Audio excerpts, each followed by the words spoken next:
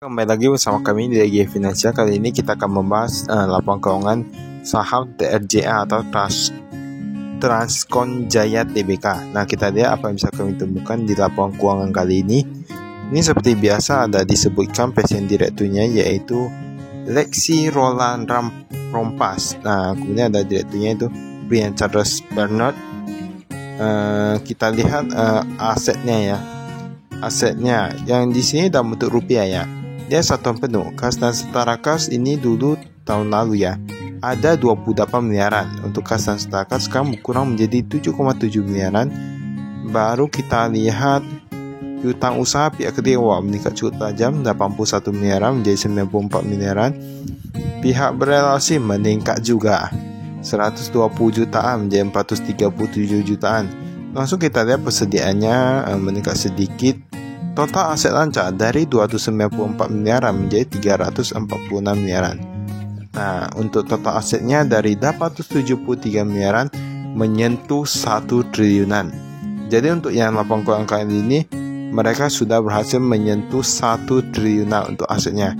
Dan kita lihat 1 triliunan ini karena penambahan hutang ataukah memang harta mereka.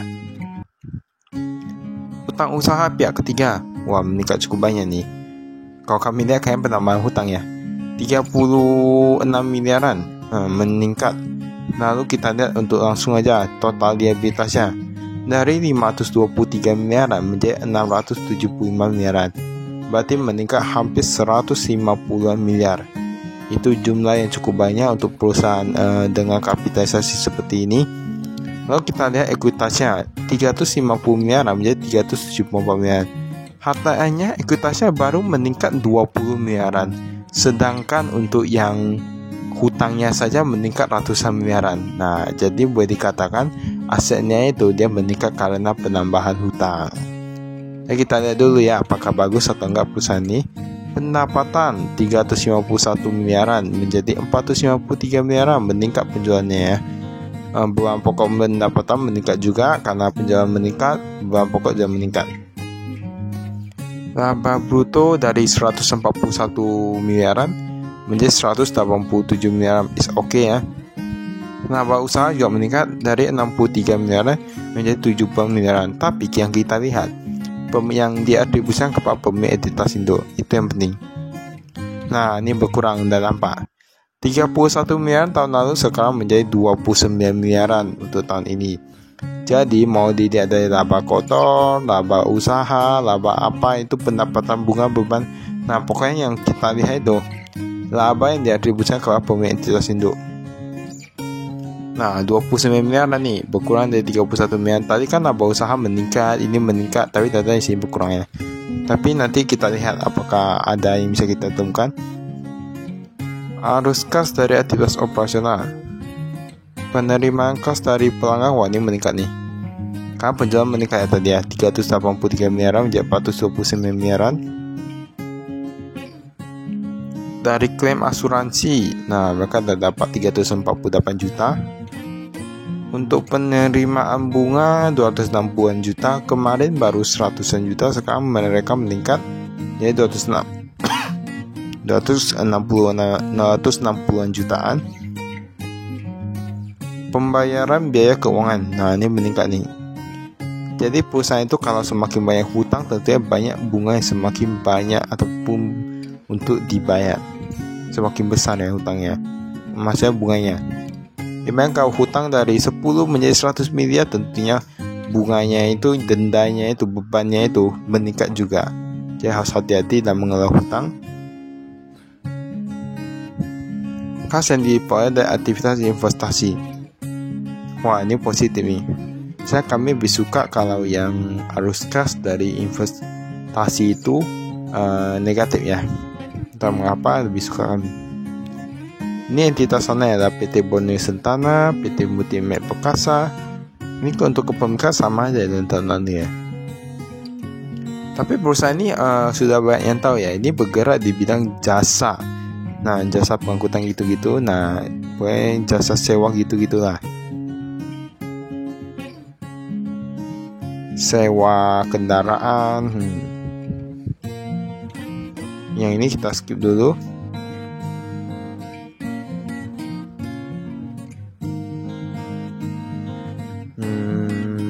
kita skip.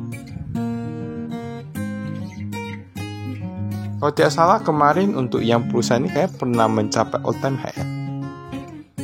Kayak agak terkenal ya untuk yang Rascocha ini. Kita lihat kas di tangan rupiah Indonesia 75 juta dari 76 jutaan. Pokoknya totalnya itu ada ratusan juta di tangan ya. Ketika berkurang dari tahun lalu. Nah ini yang di kas di bank nih berkurang cukup drastis, 21 miliar menjadi 4 miliaran untuk Bank BCA. Bank Negara Indonesia berkurang 122 juta menjadi 119 jutaan. Untuk beberapa meningkat, tapi yang tadi BCA menurun cukup banyak. Untuk dolar Amerika Serikat di Bank Antagraha pun menurun, BCA jadi gak ada. Tak karena tarik atau gimana ya. Tapi memang untuk yang jumlah kas di bank dari 27 miliaran menjadi 7 miliaran saja. Artinya itu sudah berkurang cukup banyak. Tapi ada taruh deposito pun kalau tidak salah cuma jutaan aja. Ini piutang usaha. Nah, jika dilihat dari piutang usaha ya, tapi macetnya nih. 10 jadi 15, 2 jadi 4, Indonesia 1,7 jadi 3. Nah, ini ada Beralkohol nih. PT Beralkohol meningkat juga piutangnya. Ada Trakindo Utama menerima ada piutangnya juga, ada 446 jutaan. United Traktor dari 300 juta menjadi 700 jutaan. Indosemen INTP 1,2 menjadi 757-an. Jadi INTP masih cukup bagus karena berkurang. United Traktor meningkat nih piutangnya. Piutang dari yang Transcorp ini ya. Apa yang United Traktor ada utang sama Transcorp ini dan dia meningkat. Jadi dia ada kerjasama dengan walaupun ada menjual jasa ataupun sewa kepada beberapa perusahaan yang publik. Kita lihat piutang usaha. Dari 81 miliar menjadi 94 miliaran. Jadi kalau kami lihat tampaknya perusahaan ini ada kendala ini. Kalau kami tebak kayaknya di cash flow ya. PT Pama Persada Nusantara dari 3 miliaran meningkat menjadi 8 miliaran. PT Bukti Makmur Mandiri Nusantara Mandiri Utama 6 miliar menjadi 7 miliar. Semua rata-rata meningkat nih piutangnya. Piutang artinya perusahaan lain yang perlu membayar kita. Nah, jika piutang itu macet, banyak yang mungkin begitu biasa-biasa saja, menurut kami itu agak bahaya ya. Ini ada persediaan suku cadang kendaraan. Ada Balikpapan berkurang, Berau berkurang, satu meningkat, untuk Melak berkurang. Untuk totalnya itu hampir sama ya. Jadi kita bahas yang piutang tadi. Kalau perusahaan itu piutangnya itu banyak, semakin banyak, berarti kan dia cash yang di tangan itu semakin sedikit. Semakin sedikit semakin susah untuk mereka mau atur untuk bayar karyawan, bayar produksi, semua itu semakin susah. Jadi mereka harus pikirkan matang-matang. Otomatis kas kalau di tangan udah berkurang, walaupun penjualan ada laba tapi kas berkurang, mereka otomatis stuck di tengah kan. Artinya tidak bisa melakukan apa-apa, bahkan mau nambah produksi aja susah karena nggak ada uang. Jadi ini apalagi untuk bayar hutang kepada supplier lain atau gimana ya. Jadi perlu diperhatikan itu piutang itu sangat penting. Ini untuk aset tetap bisa dilihat.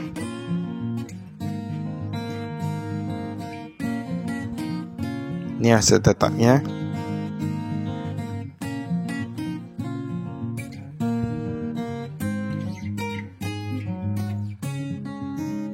Akun ini merupakan utang usaha.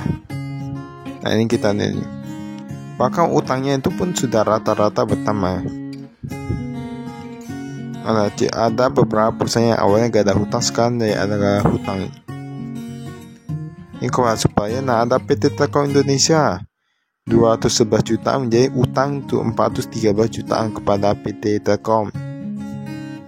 Astra Indonesia awalnya gak ada, jadi ada 200 jutaan. Nah ini bisa dilihat dari sini. Dulu yang lebih dari 3 bulan cuma 1 miliaran, sekarang menjadi 6 miliaran. 61 yang 2 bulan sampai 3 bulan dari 3 miliar menjadi 9 miliaran. 1 bulan hingga 2 bulan dari 8 miliar menjadi 15 miliaran. Jadi hal ini sudah mencerminkan bahwa ada kendala di pembayaran hutangnya itu. Kendala ini mungkin disebabkan karena kalau kami lihat piutangnya yang agak susah ya. Kalau dibilang pihak ketiga dan pihak berelasi kampanye nggak gitu banyak utangnya, karena itu pun untuk perusahaan-perusahaan sendiri dan dia masih jumlahnya agak kecil ya. Tapi yang pihak ketiga ini cukup banyak.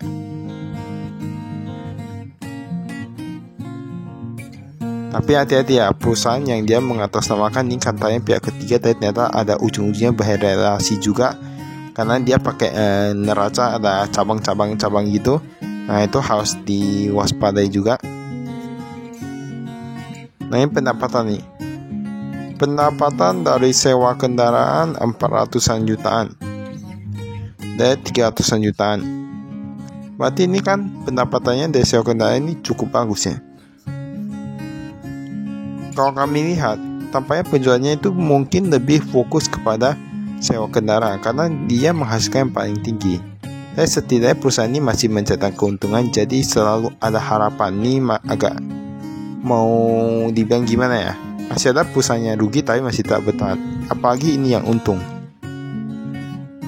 Seharusnya bisa lah kalau mau mereka bisa terus berusaha menjadi lebih baik. Ini bisa menjadi perusahaan yang baru, yang lebih baik lagi ke depannya. Beban pokok pendapatan. Gaji dan tunjangan meningkat nih.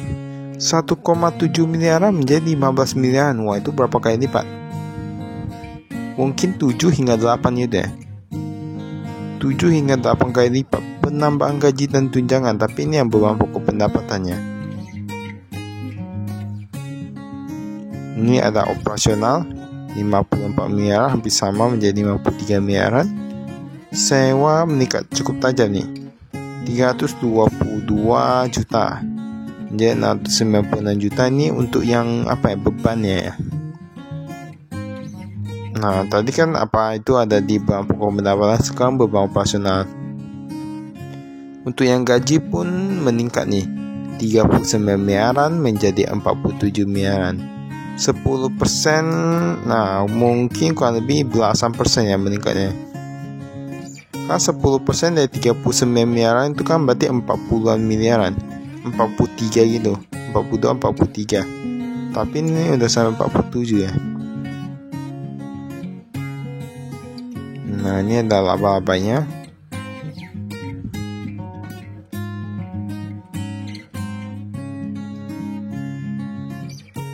Ini piutang lain-lain.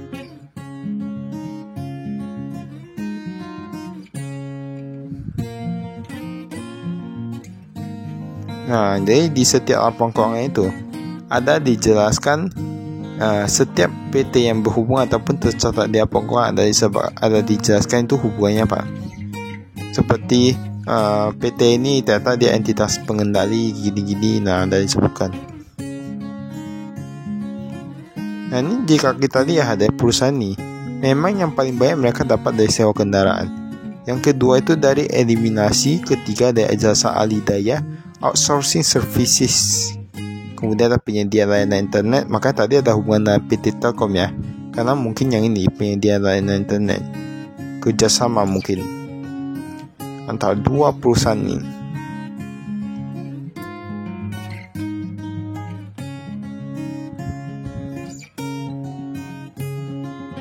Jadi banyak yang bisa kita lihat di laporan keuangan. Makanya kalau kita cuma lihat per, jika lihat PBV saja itu gak bisa begitu akurat ya. Nah jadi dari ini saja, itu saja, sekian dari kami, sekian, terima kasih, salam investasi.